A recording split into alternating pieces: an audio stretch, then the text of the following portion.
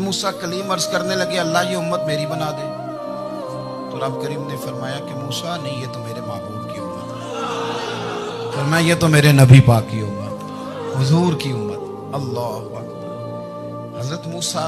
معمولی آدمی نہیں، وہ جلیل القدر پیغمبر ہیں جن کا قرآن کے ہر سپارے میں تذکرہ ہے،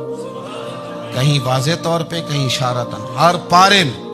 اور حضرت موسیٰ اللہ کے وہ نبی ہیں جو رب سے ڈائریکٹ باتیں کریں کوہ طور۔ کہا اے موسیٰ یہ امت تو میرے نبی کی ہے۔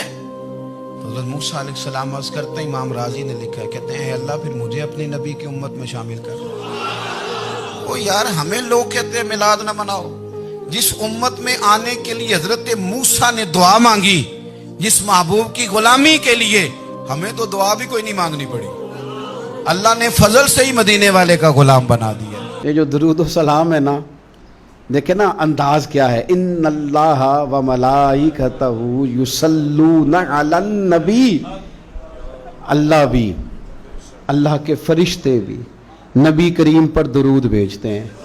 یا ایہا الذین آمنو، اے ایمان والو، یعنی اپنے لفظوں میں ترجمہ کر لیں، اے میرے نبی کے ماننے والو، صلو علیہ وسلموا تسلیما، تم بھی محبوب پر درود بھیجو اور خوب سلام پڑھو، تم بھی درود بھیجو اور خوب سلام پڑھو۔ پھر ہمیں سکھایا نا ہمارے امام نے کہ کہنا ہے مصطفیٰ جان رحمت لاکھوں، شم بزم ہدایت پہ لاکھوں سلام، جس کے گچھے سے لچھے جڑے نور کے، ان ستاروں کی نصرت پہ لاکھوں سلام، اور فرمانے لگے ان کی باتوں کی لذت پہ بے حد درود، ان کے خطبے کی ہیبت پہ لاکھوں سلام، اور جس سہانی گھڑی چمکا طیبہ کا چاند، اس دل افروز ساتھ پہ